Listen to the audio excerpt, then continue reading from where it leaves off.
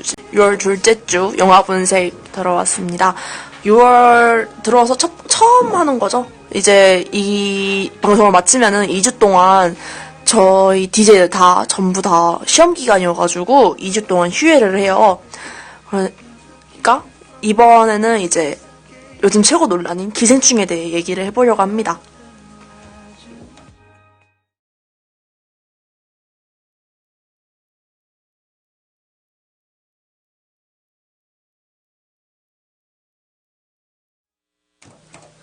안녕하세요. 네, 안녕하세요. 안녕하세요. 다들 잘 지내셨어요? 네, 저는 수습해제 끝나고 하고 집에서 맨날 농땡이 부리고 있는데 자연스럽게 시간이 많으니까 이것저것 하게 되더라고요. 저도 휴학하고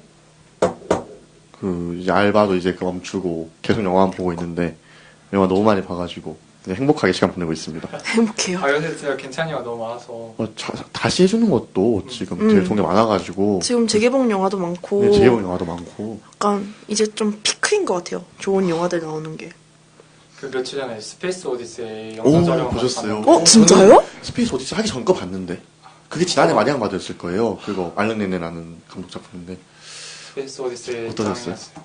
아니 저도 근데 그 영화 진짜 짱이죠. 근데 저는 오히려 그 영화가 되게 SF에서 막 교과서 같은 되게 SF 마스터피스 좀 그런 개념이고 꽤 대부분의 SNS 후에 나온 영화들이 우리가 뭐 아는 유명한 인터스텔라나 또 그래비티 이런 작품들이 그 영화에 많은 장점이나 이런 것들을 가져왔다고 하더라고요. 저는 그래서 처음에 그 작품을 봤을 때 사람들이 되게 열광하고 충격적이었대요. 사실 그리고 그 영화 막 보면서 막 흥미진진하지 않잖아요, 사실. 근데 그게 제가 알기로는 그 해에 가장 흥행이 성공한 영화 중에 하나로 알고 있는데, 그래가지고 막 처음 봤을 때 사람들이 느꼈을 감정을 저는 오히려 막 후에 나온 SF 영화들을 먼저 봐버려가지고 좀 그런 감정을 좀 개인적으로 덜했어요. 그게 원래 편집본으로는 1시간이 더 길었는데 네. 그 편집사에서 강제로 감독한테 시켜서 그나마 편집한 게 그거라 하더라고요. 되게 마음 아프네요. 저는 막 SF가 그냥 굳이 느낌을 두 개로 나누자면 두 가지를 생각하는데 하나는 막 스타워즈나 뭐 아바타 뭐 이런 약간 그 우주를 배경으로 삼는 판타지물이라고 생각하고 하나는 그 우주 자체에 대한 본질적 탐구나 이해를 이렇게 그 소재로 삼아서 인간한테 그 지구에서 경험하기 힘든 범위의 경험을 선사하는 그런 게 인터스텔라나 마션이나 이런 거라고 생각하거든요. 그러니까 근데 스페이스 오디세이 같은 그러니까 저는 이게 지구 이 세계에 대한 본질적인 탐구가 네, 본질에 대한 탐구잖아요. 네, 근데 그런 게 좋은 게 뭐냐면 그러니까 매력을 끄는 이유가 뭐냐면 인간은 되게 이게 크면서 뭐 어떤 거대한 사회나 흐름을 이해한다거나 어떤 자기 힘으로 불가항력적인 일을 겪게 될 때 자기 존재감에 미천함을 느끼잖아요. 그래서 뭐 청춘 페스티벌 이런 데는 먼지 같은 우리라고 생각하고 근데 실제로 그런 걸 느끼기도 하는데 그 우주에 대한 본질적인 이해가 처음에 가져다 주는 거는 나 위에 이렇게 넓은 것들에 대한 이해가 그런 비슷한 느낌을 주긴 하는데 그 다음에 오는 것들이 뭐냐면은 그런 본질적인 거 그리고 나보다 훨씬 대단한 것들에 대한 이해를 내가 할 수 있다는 것 자체에 대한 기쁨이랄까? 나보다 더 큰 세계를 이해하고 어느 정도 다가갈 수 있다는 느낌? 그래서 그런 것들은 약간 어떤 하나의 생물로서 되게 본질적으로 약간 매력을 느낄 수밖에 없는 장르지 않나. 근데 그런 것들을 관조하는 데 있어서 뭔가 단순하게 뭐 액션적인 뭐 카메라나 빠른 무브먼트 그리고 인간 서사시적인 하나의 이야기가 아니라 그냥 있는 그대로 보여주는 느낌의 이게 무엇인지를 그대로 보여주는 느낌의 그 면에서 되게 성숙한 영화라고 생각하고 그런 게 약간 그런 거 약간 관철시키는 스타일 있잖아요. 그런 거는 원래 지금도 그렇지만 네. 예전에 더 그 이상하게 생각했을 거 아니에요. 네. 근데 그런 것들 꿰뚫고 이런 것도 사람들이 좋아할 거다라고 하는 그런 작가주의적인 생각이 되게 멋있다고 생각해요. 아니, 저 좀 약간 방금 하신 얘기와 다른 얘기인데, 다른 맥락의 얘기인데, 아니, 그 얘기 아시잖아요. 좀 빠르지 않더라도, 본질에 대해 탐구하고 이런 거. 저는 되게 그 얘기에서 좀 좋게 방금 말씀하신 것 중에서 좋게 들은 게, 저는 뭔가를 탐구하고 알려면은 그 깊게 봐야 되고, 오래 봐야 되고, 일단 무엇인지 봐야 네, 돼. 무엇인지 봐야 생각하는데, 근데, 그러면 많은 경우에 사실, 막, 요즘 자극적인 게 너무 많은데, 자극적이지 않게 된단 말이에요. 천천히 보여주고 깊게 보여주고 오래 보여주면은 드라마 같은 것만 봐도 1분에 막 몇 번씩 숏 이런 거 바뀌고 웹툰이나 막 아프리카 TV 같은 거 보면은 되게 자극적인 컨텐츠가 많아가지고 요즘 사람들은 제가 느끼기에 조금은 생각이 아니 그것보다는 저는 천천히 보고 깊게 보고 자세히 봐야지 거기서는 재밌음도 있다 생각하는데 자극 추구. 네, 사람들이 네 그냥 자극적인 거랑 재밌는 거를 좀 너무 동질화시킨다 해야 되나 그런 느낌 받았어가지고 방금 하신 얘기 되게 좋게 저는 들었어요. 근데 스토커가 좋았다. 우리가 좀 이따 스토커 할 거잖아요. 근데 저는 네? 스토커가 아니라 기생충. 기생충 얘기할 건데 기생충이 좋았던 이유랑 똑같았어요.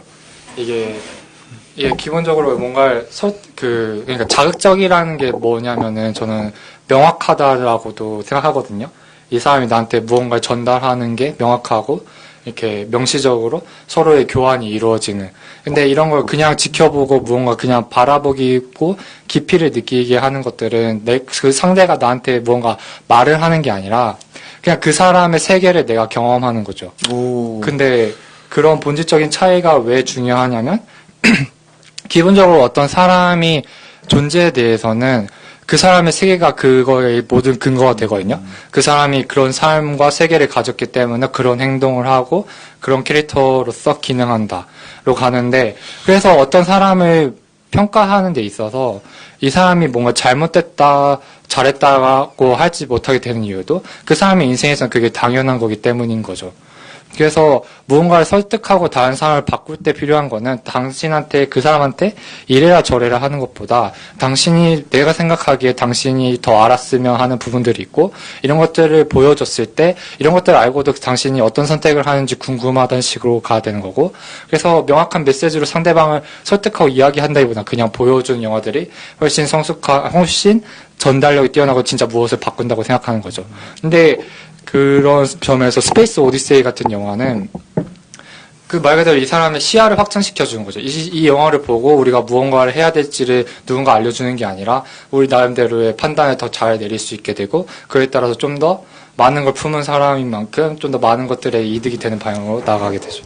아 근데 저도 그 얘기 사실 저는 그 자극적이라는 게 좀 확실하다, 명확하다라는 솔직히 생각에 저는 그렇게 동의하진 않는데 그래서 전 그럼에도 불구하고 저도 영화가 사람들한테 얘기를 하는 방식은 보여주는 거라고 생각해요. 저도 아니라 가령 영화에서 주입적으로 계속 막 이런 거다 하려고 하면은 저는 그때 영화가 되게 형편없는 그 세뇌 교육 영상 혹은 뭐 프로파간다 오히려 이런 식으로. 그 사람의 수준이 낮은 네, 거죠. 맞아요. 낮은 게 되죠. 그냥 뭐 영화에서 그 노인을 공경하라고 하고 싶으면은 노인을 공경하는 그 모습들을 보여주고 그 모습들을 보여줌으로써 관객이 스스로 나도 노인 공경해야 돼 이렇게 느끼게 해야 되지. 영화에서 감독을 대변하는 것 같은 인물이 계속 노인을 공경하는 게 좋아. 노인을 공경해야지 하면서 노인을 공경해야 되는 이유들만 말해주면 전 되게 그런 영화는 형편없다 생각하거든요. 그래서 사실은 공감이에요. 방금 그 하신 거. 사람의 생각이 생기는 이유도 처음에 어떤 명제를 가지고서 사람이 태어난 게 아니라 그냥 살아보니까는 요인분들이 이런 일을 해서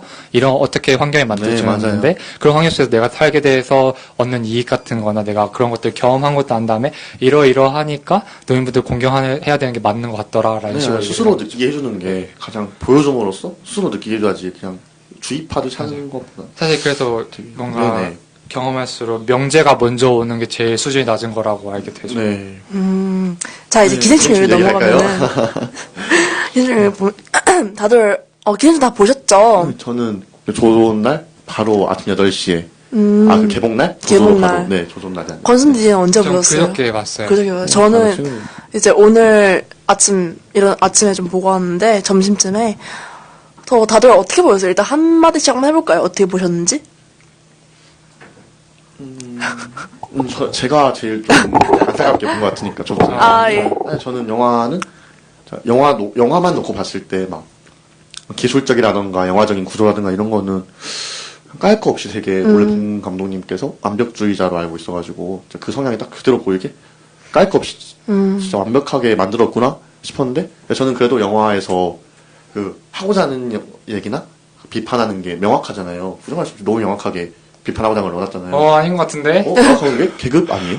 그러니까 가장 직접적으로 까고자 하는 게? 그 계급이 있는 것 자체를 비판한다. 네. 근데 끝까지 계급의 구조를 처음부터까지 비판하는 영화예요. 그러니까 그 계급의 구조 때문에 어떤 사람의 여유나 그 불행 같은 게 생기고 그 계급을 바꿔야 되는 문제지 사람이 잘못된 게 아니다. 네, 영화에 네. 그리고 이 계급의 문제. 근데 저는 그게 그 뭔가 비판이라기보다 그냥 사실이 그냥 보여준 거라. 그러니까 그 영화 자체가 그 보여줌으로써 하는 비판도 다르다는 그렇게 생각을 생각하면 하잖아요. 저도 비판적인 영화라고 네, 생각해요. 사회적인 영화잖아. 그러니까 사회적인 문제를 다루는 영화고. 그쵸. 근데 그 문제에 대해서 말하는 대로 제가 그러면 건순 형께서 말한 그 제대로 보여주는 거를 저는 제대로 수행을 못했다 생각하죠 개인적으로는. 네, 그래가지고 좀 그 부분이 아쉬웠어요. 저는 그 기수 씨가 약간 말하는 기수가 말하는 부분이 약간 그 제가 볼 때 느꼈던 감정하고 약간 감성하고 그 생각하고 연결시켰을 때 그런 약간 왠지 이럴 것 같은 부분인 거죠. 예를 들어서 약간 그 부잣집 부부나 그 가족들이 되게 어리숙하잖아요. 네. 그런 부분 약간 마음에 안 드셨을 것 같은 느낌. 아유 그런 거는 아니에요. 그런 생각은. 이거는 일단 얘기하면서. 그렇죠. 한 개씩 얘기하면서. 저는 막 그러니까 저는 그 보여주기라서 되게 좋았는데 그러니까 저는 그 영화를 보고 이렇게 말하는 사람들이 별로였어요. 아까 그 제가 그 오늘 기생충에 대해서 얘기를 하면서 이런 걸로 시작을 해야 되겠다라고 생각하고 온 건데 네. 그 영화를 보고 뭔가 이 영화는 그 부유층의 기생에서 살아가는 하층민들을 비판하는 영화다. 혹은 하층민들을 이렇게 만든 계급주의자들의 계급이나 이 사회를 비판하게 만든 영화다. 이런 식으로 생각하는 게 좀 별로였어요. 왜 별로인지. 왜냐하면 이건 계급이 생긴 이유는 어떤 한 사람이나 소수가 만들어놓은 게 아니라 인간의 생리적으로 자연스러운 과정으로 거친 거라 생각하거든요. 그래서 이런 것들은 무언가 잘못된 게 아니라 그러니까 이러이러해서 이 사람은 이렇게 행동을 하게 되고 이러이러해서 이 사람은 이런 환경 속에서 살아가게 된다. 그렇기 때문에 다른 사람 그러니까 이런 것들에 그러니까 당신이 다른 사람을 대함에 있어서 어떤 무언가 안다는 것처럼 그리고 혹은 막 판단할 수 있는 것처럼 얘기하지 말란 거죠. 저는 말한 대로 막 그렇게 막 좁은 비판이 아니라 제가 말한 비판은 영화에서는 말씀하신 대로 이게 일단 먼저 얘기하시면 쭉 일단. 네, 저는 이제 조금 이제 사회적인 면에서 벗어나가지고 얘기를 네. 하자면은 영화 자체만 놓고 봤을 때 저는 되게 만족스러웠던 점이 봉준호 감독이 여태까지 했던 영화들이 약간 집대성 같은 느낌이었어요. 동의해요. 진짜 동의해요. 맞아요. 네, 본인이 이제 플란다스의 계부터 시작해가지고 네. 살인의 추억도 그렇고 이제 좀 대조적인 계급에 대해 옥자에서도 그렇고 설국열차도 그렇고 당연히 계급에 대한 얘기를 많이 했거든요. 네. 그런 얘기를 이제 되게 전면에 내서에서 만든 영화기도 하고 아무래도 설국열차 때도 그랬지만 이번에는 조금 더 뭐라 해야지? 조금 더 풍자의 미를 되게 그러니까 처음에 블랙 코미디를 시작하잖아요. 그런 면에서도 되게 봉준호 감독 특했어요. 봉준호 감독이 사실은 그런 블랙 코미디 요소를 넣는 걸 되게 좋아하거든요. 괴물에서도 그랬고 네. 괴물 초반부에서도 그랬고 플란다스에게서도 그랬고 살인 추억에서도 약간 해학적인 요소가 있었고 그런 거를 봤을 때 이제 봉준호 감독의 색깔이 되게 잘 분명히 드러나가지고 저는 그게 굉장히 만족스러웠어요. 이 영화를 보는 내내 들었던 생각이 이런 영화는 봉준호 감독밖에 못 만들겠구나라는 영향이 되게 들어서 그게 저는 가장 크게 황금 종려상을 받은 이유로 생각해요. 그러니까 네네. 아까 하던 말 얘기하자면 그게 뭐냐면 네. 그러니까 이게 비판적이라는 색채를 가지게 되는 건 그 수용자로 하여금 다 가지고 있는 다른 세계랑 결부시켰을 때 비판성을 띈다는 거죠. 말했다시피 그 영화를 보고 누군가는 하층민들을 되게 별 볼 일 없다고 생각하고 제가 말한 사람처럼 하층민들은 부유층의 기생에서 사는 사람이다라고 생각을 하고 어떤 사람은 내가 이렇게 된 게 걔 같은 계급 사회나 아무것도 모른 채 편하게 큰 부유층 때문이라고도 생각을 합니다. 저는 제가 말하는 거는 그렇게 막 개개인에 대한 비판이 아니라 이 사회 전체에 대한 시선이 아닌가 싶어요. 저는 말한 대로 이게 누가 억지로 만든 게 아니라 자연스럽게 이렇게 문제가 생겼는데 이 영화가 비극이라는 건 혹시 동의하시나요?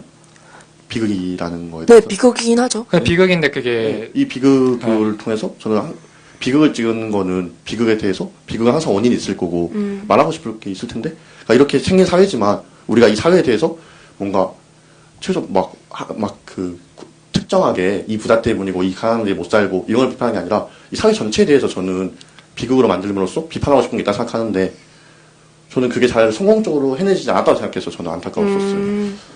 저도 일부 동의하는 게 저도 이게 하층민의 뭐 애환 이런 걸 담았다고 절대 생각하지 않아요. 왜냐면은 이게 너무 사실 되게 분명하게 계급이 나눠져 있잖아요. 네, 분명하게 그 이성균 계속 이미지로도 가족과 말해주고, 송강호 그죠. 가족과 나눠져 있는데 그 송강호 가족이 불쌍하게 나오질 않아요. 네. 연민이 느껴지지 않도록 만들었어요, 네, 일부러. 맞아요. 그래가지고 사실 봉준호들 말하고자 했던 게 계급으로 나뉘어가지고 뭐 하층민이나 불쌍하든 네. 상층이 좀 약간 좀 미개하고. 네, 미개하고 네, 아니면은 나쁘고, 이기적이고 막. 너무 약간 너무 하층민을 무시하는 그런 세태를 보여준 나쁜 놈 이런 게 아니라고 생각해요, 저도. 그리고 막 단순히 부자가 나쁜 사람들이어가지고 네. 쟤네들 때문에 이렇게 하는 게 아니라 이 사회의 모습이 이렇지 않냐. 그쵸. 저는, 네네. 저도 되게, 어찌 보면 우리 사회에 가장 크게 우리 사회를 가장 크게 압축시켜가지고 보여준 걸 생각해요. 그냥 딱, 이제, 뭐, 사회가 잘못됐다, 뭐, 잘됐다, 이게 아니라 그냥 그 사회의 모습 자체를 보여준 걸 생각해요. 알아서 생각해. 저도 네 맞아요. 그리고 그거를 해피엔딩이 아니라 비굴어진 자체가 사람들한테 어떤 자각을 불러일으키기 위한 거라고 저는 생각해가지고. 네. 근데 예술 같은 게 네네. 작용을 한다는 거는 이게 그 자체로서 뭔가를 바꾸는 게 아니라 네, 그죠. 그 영화를 바뀌지 경험한 않죠. 사람의 그 세계나 행동이 네, 맞아요. 바뀌었을 때 의미를 갖는 네, 거잖아요. 맞죠. 근데 이게 그 사회에 대한 그러니까 이게 비극이기 때문에 이 사회에 대한 비판이라는 건 되게 동의를 하고 네네. 맞는 말이라고 생각하는데, 그러니까 이거는 뭔가 이 영화에 대한 생각이 다른 게 아니라 네네. 이 영화가 비판 영화냐 비판적이냐 아니냐를 놓고 얘기를 하는 거잖아요. 네네. 근데 제가 생각했을 때 약간 비판이라고 보기 어려운 부분은 이 영화가 했던 부분은 어쨌든 그냥 보여주기란 말이에요. 어떤 네, 맞아요. 누군가 옳다 이렇게 해야 된다라고도 얘기를 하지 않죠. 네. 근데 그래서 이 영화를 보는 사람들도 어떤 사람은 하층민이 이렇게 더러우니까 그 같이 살지 말아야지라고 생각을 하고, 어떤 사람은 이 사회를 뒤집어야겠다고 생각을 한다는 말이죠. 네. 그렇기 때문에 약간 뭔가 이 사회를 바꾼다라는 방향으로 생각을 안 가는 사람들도 있다고 느끼고, 그리고 그런 사람들이 별로라 생각하고 이렇게 했던 거죠. 그래서 그냥 저는 그냥 이 영화를 그래서 보여주기 식인 네네. 비판이란 게 중요하진 않은데 그냥 막 그런 사람들이 좀 별로였어요. 이 영화가 메시지를 가지고 있다라고 얘기를 하는 사람들이 별로였어요. 저도 영화가 보여주기라는 것도 전적으로 동의하는데, 제가 말했던 거는 막 이 영화가 계속 약간 얘기가 반복되는 것 같긴 한데, 막 특정 막 계급이나 이런 게 이런 게 아니라 이 현실 모습을 그대로 보여주고 관객들이 이 현실에 대한 영화니까, 저는 영화에서 나오는 모든 인물들이 다 현실에 있는 인물이라 생각하거든요, 충분히. 그리고 찾으려면 얼마든지 우리도 찾을 수 있는 인물들이고, 근데 그거를 저는 좀 제가 느꼈을 때는 영화로서는 잘 보여줬는데 이게 현실로서는 잘 못 보여줬다 느껴가지고, 이 비극을 잘 어떤 스타일인 거죠? 네? 그러니까 이 영화에서는 말씀하신 대로 보여주기니까 영화가 말씀하신 대로 영화는 세상을 직접 바꾸진 않잖아요. 사람들한테 영향을 주면서 바꾸는 건데, 바꾸려면은 사람들이 보고 각자 영화에 대해서 영화는 분명하게 문제점이 있으니까 문제점이 있고, 영화 내에서는 절대 바꾸지 않는 순환의 구조잖아요. 영화에서는 그 기생충 가족은 그 가족하고 그 집은 아무것도 안 바뀌었잖아요.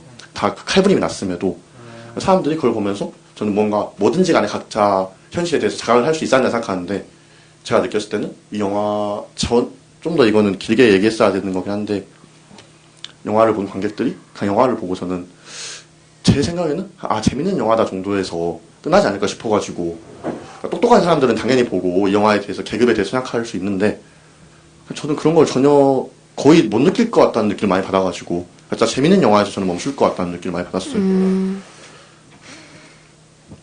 저는 그냥 네. 저는 영화 처음 해볼 때 네.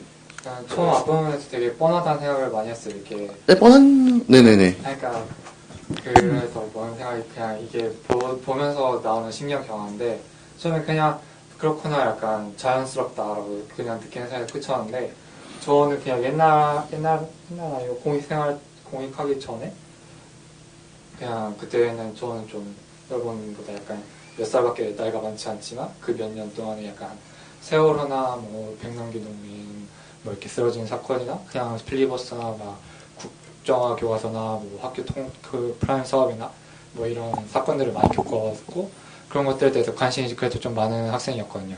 그래서 뭔가 시위를 다니거나 뭐 여러 가지, 그러니까 제가 사는 동네를 벗어나고 저랑 상관없는데 큰 사회 문제를 얽힌 사람들을 만나게 되면은 느끼는 건 저랑 너무 환경이 많이 다르다는 거죠.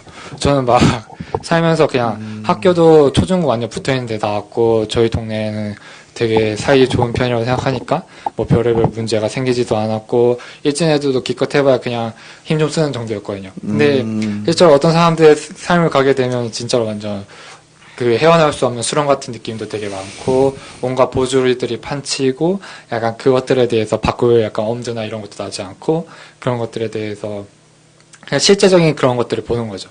근데 그런 것들, 이게 나와 다른 것들을 겪었을 때 느끼는 강혹감을 그 영화를 보면서 이게 계속해서 파박 살아나는 느낌이었어요. 그래가지고 그 영화가 보면 볼수록 되게 좋았고, 더군다나 영화 속에 되게 담긴 내용이 많잖아요. 중간에. 네, 맞아요. 그냥 쉬운 영화예요, 사실.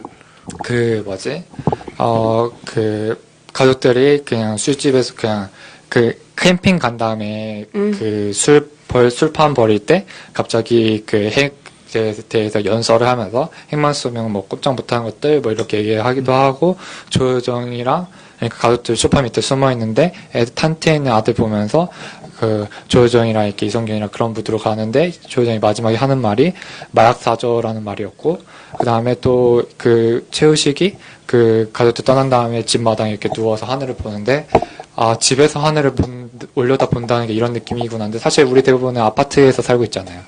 그리고 뭐 대부분이라고 네, 저도 생각하고 있었어요. 우리나라 자체로 보게 되면 네. 그리고 또 뭐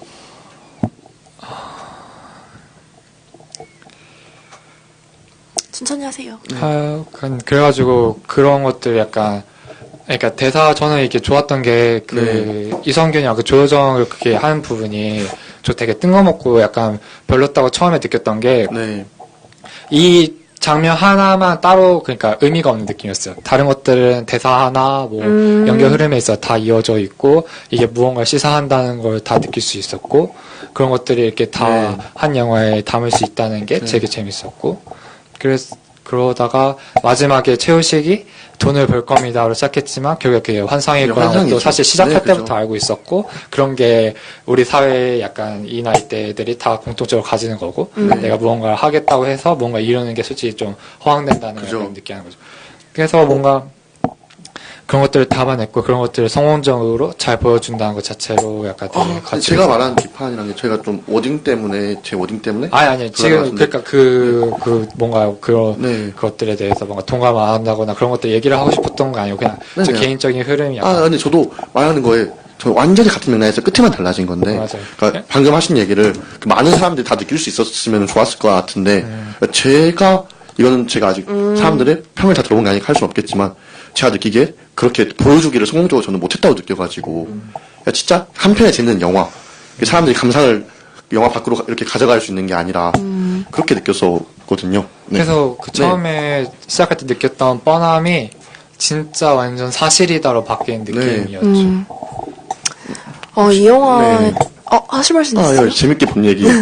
네네. 이 영화가 이제 황금 종로 탔고 다들 좀 어떻게 논란거리도 많았지만 재밌게 다들 보신 것 같은데 이 영화에서 가장 좋았던 점 한번 얘기해볼까요? 이 영화에서 제일 좋았던 점. 저는 전 2개 정도 있는 것 같은데 영화에서 얘기하는 방식이 되게 재밌다고 느낀 게 방향으로 얘기했던 게 전 되게 재밌다고 느꼈거든요.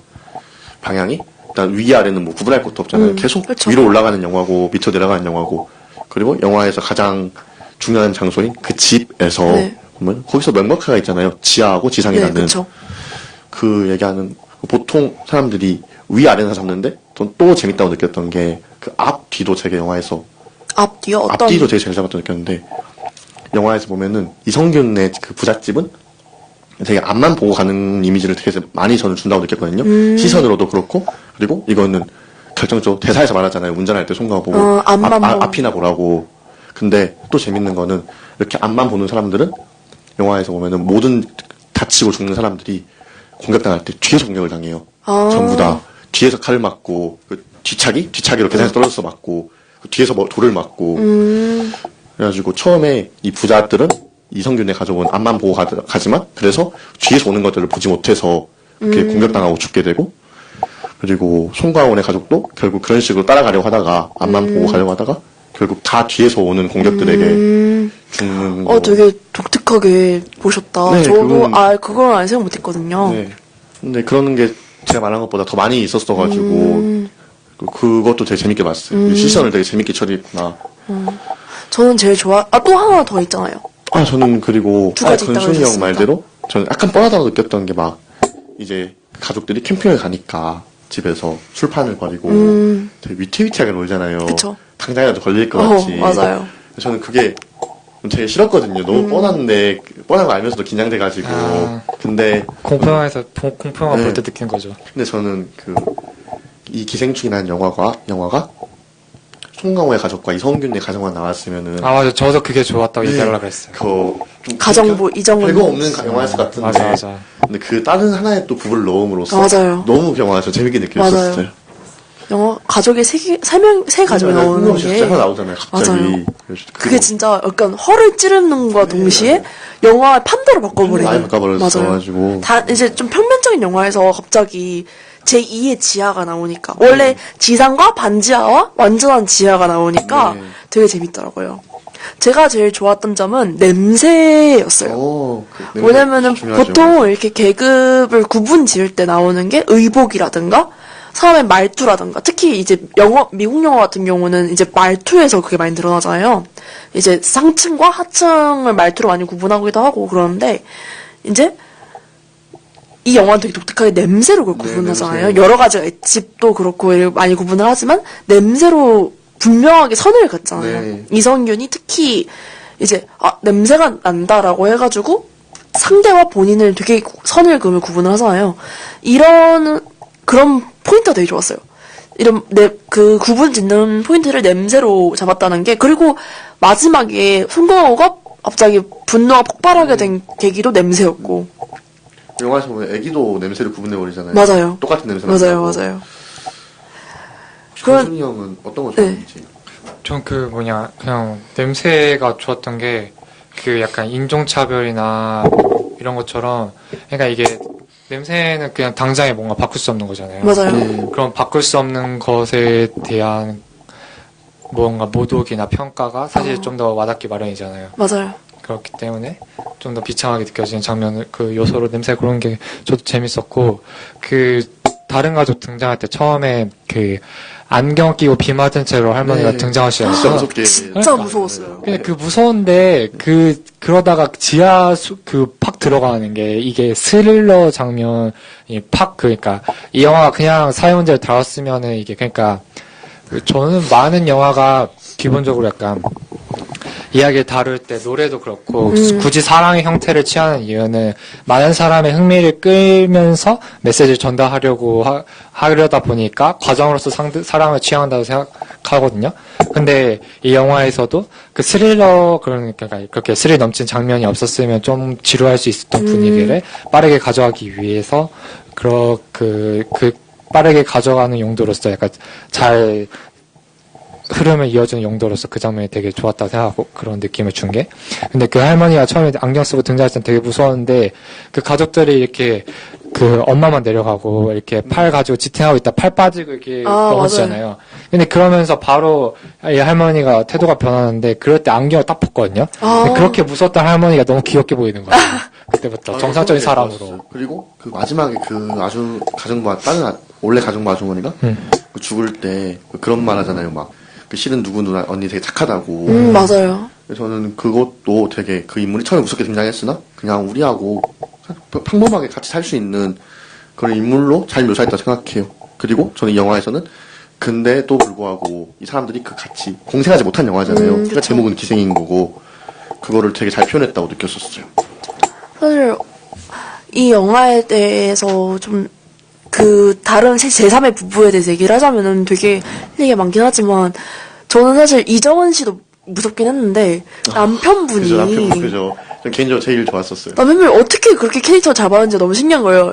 정신병자 같은데 정신병자는 아니고 그렇다고 지적이지도 않으면서 정말 솔직히 말해서 이런 말하면 되게 민망할 수 있지만 제일 벌레 같았어요. 제일 기생충이잖아요. 이 영화 제목이. 그죠. 그래서 사실 송강호 가족도 일종의 되게 영악한 벌레처럼 느껴지긴 했는데 사실 여기 나온 사람 중에서 벌레가 아닌 사람 없다고 생각해요. 왜냐면은 이성균 씨 부부도 그 기생하는 그 가족이 없으면 아무것도 못 하잖아요. 가정부 없으면은 일 못하고 기사 없으면 아무데도 못 가고 이런 사람들이니까 일종의 기생을 하나 생각해요 저도. 그런데 그 남편이 정말로 그 행동이나 이런 게 손을 쓰는 부분이 잘 안 나와요. 그 남편분이 하시는 게 손을 쓰는 부분이 잘 안 나오고 머리로 하거나 기어다니거나 계속 이렇게 나오거든요. 그런 부분이 너무 무서웠어요. 그런 걸 되게 묘사했다는 것 자체가 되게 어떻게 보면 감독의 역량이긴 하지만 그렇게 캐릭터를 잡았다는 배우의 역량도 되게 잘 보인다 생각해요. 진짜 캐릭터 하나하나 잘 주옥 같았어요. 과외 학생이나 아니 그 남자 꼬마애도 어떻게 그렇게 다송이었나? 다송이었을 거예요. 걔도 그렇게 어쩜 그렇게 연기를 잘하는지 너무 신기하더라고요. 혹시 건순이 형은 영화 또 좋게 보신 거 더 있으세요? 저는 그냥 그 아저씨 캐릭터 설명할 때 나오는 대사가 여기 그러니까 자기가 뭐 카스테라 빵 하다가 망한 거 얘기하면서 카스테라 빵 망한 거 얘기한 거 자체도 그런 뭐 비트코인이나 카스테라 빵을 분분다고 그런 사람들 다 얘기하는 거고 그런 것들 그리고 그런 것들 하다가 여기 안에 있다 보면 모든 게 아련해지고 뭐 그렇게 된다 그런 분위기를 얘기하는 거나 그냥 캐릭터 그냥 대사의 내공 하나하나가 더 쫙쫙쫙 들어있다고 생각했고 그 다음에 그냥 그 사람이 그렇게 약간 이상할 수밖에 없는 이유는 그 사람은 그냥 가진 게 없으니만 그 살인도 되게 쉬웠던 거거든요. 맞아요. 근데 마지막으로 가진 게 사라져서 그렇게 된 거. 그래서 캐릭터 개연성도 다 자연스러웠고 그냥 약간 근데 국성 느낌 나서 좀 싫을 뻔했어요. 아니, 싫은 게 아니라 약간 피떡칠. 그러니까 아무 감정 없이 칼 들고 이렇게 착 칠 때나 뭐 그리고 그 남자애가 그 어린애가 트라우마 걸리는 거 보여줄 때 새벽에 그 아저씨 머리 이렇게 반 탈모된 머리 이렇게 반짝이면서 그것만 보이잖아요. 그때 소름 끼쳐가지고 약간 곡성 봤을 때 느낌이랑 좀 되게 유사했었어요. 근데 실제로 이 영화가 그 후반부 있잖아요. 그 딱 번개 치는 걸 기점으로 번개 전은 블랙 코미디 그 이후는 스릴러였다면은 사실 스릴러 자체가 스릴러의 풍을 뜨긴 했지만 공포 영화와 약간 비슷하지 않았어요? 공포와 스릴러를 중간에 생각하거든요. 사실 분위기 자체가 스릴러라기보다는 공포가 좀 더 저는 짙었다고 생각해요. 이제 물론 귀신 자체는 안 나오지만 귀신처럼 묘사를 했잖아요. 실제로 귀신인 줄 알았다라고 하고 마지막에도 보면은 그 밑에 있던 그 벌레같이 연기하신 배우가 나올 때 진짜 뜬금없이 귀신처럼 나와버렸어요. 맞아요. 갑자기 칼 들고 나와가지고 맞아요. 그 파티에. 약간 되게 말씀하신 대로 곡성이 생각나는데 약간 악마처럼 묘사했다라는 생각하기도 해요. 피딱칠을 하고 그렇게 나왔으니까. 저는 그리고 영화에서 저는 영화 보고 되게 잘 표현했다고 느꼈던 게 하나가 전 영화가 진짜 제목 진짜 잘 됐다 생각하거든요. 이 기생충이라는 것 자체가 맞아요. 이 공생할 수 없고 그리고 이 벗어날 수 없는 구조를 전 되게 잘 만들었다 생각하거든요. 맞아요. 그리고 감독의 성공적으로 했다고는 전 믿지 않지만 감독이 그 하나의 집을 일단 집으로 보잖아요. 여기는 계속 집에서 올라가잖아요. 그 집에서 이 사회로 현실로 이거를 확장시키는 것도 되게 좋았었는데 이 영화가 저는 계속 그 벗어날 수 없는 그 구조에 대한 영화라고 느꼈던 게 일단 처음에 먼저 그 이성균의 부잣집은 있고 그리고 그 밑에도 분명히 있었잖아요. 네. 그 원래 있던 그 기생충 같은 가족들이 있었고 그리고 그 기생충의 존재를 알고 송강호의 가족이 와가지고 점점 더 그 기생충들의 자리를 이뤄내고 다른 기생충이 돼가지고 그쵸. 거기를 채우잖아요. 그리고 나서 그 기생충들이 쫓겨나고 죽이고 그 이성균의 가족도 죽이잖아요. 결국 네. 죽여 쫓아내고 근데 그런데도 살인을 했음에도 불구하고 이 문제는 전혀 해결되지 않고 그 집은 그대로 있고 다른 가족이 들어와서 살 뿐이고 그 밑에 송강호가 다시 자리를 예진하고 쫓아내고 다시 최우식은 그 반지하로 돌아오고 최우식이 환상처럼 읊조렸는데 그거는 결국 환상이었을 뿐이고 그쵸. 되게 현실처럼 찍었지만 결국 영원히 현실로서는 이게 벗어날 수 없는 구조를 되게 전 잘 찍었다고 생각했어요 개인적으로.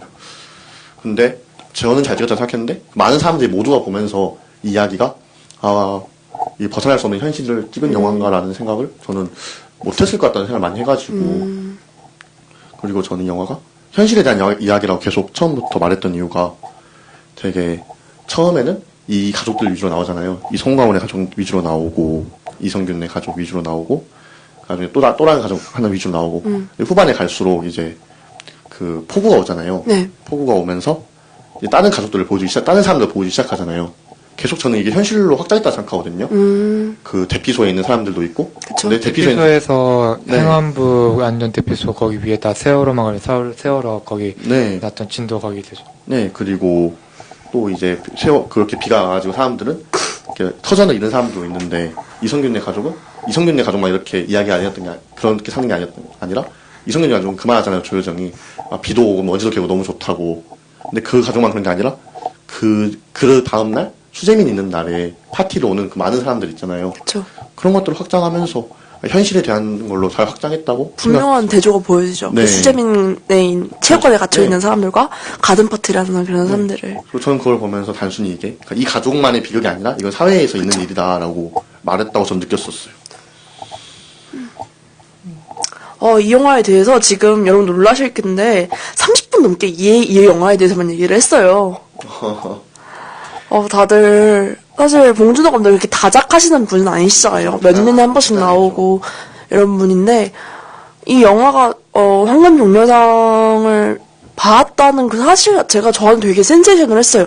저는 사실 우리나라 최초니까. 네, 우리나라 최초기도 하고 저는 사실 제 세대는 안 나올 줄 알았어요. 제 세대는 그러니까 적어도 제가 아는 감독 중에 나오지 않겠구나 하는 생각을 했는데 이렇게 받으니까 되게 얼떨떨하면서 되게 기쁘고 좋더라고요. 사실 뭔가 인정받았다라는 느낌이었어요. 우리나라 영화가. 좋은 영화도 물론 나쁜 영화도 있지만 별로인 영화도 많지만 좋은 영화도 많았던 만큼 그 영화를 조금 더 세계에 알리는 기회가 되지 않았나 싶기도 하고.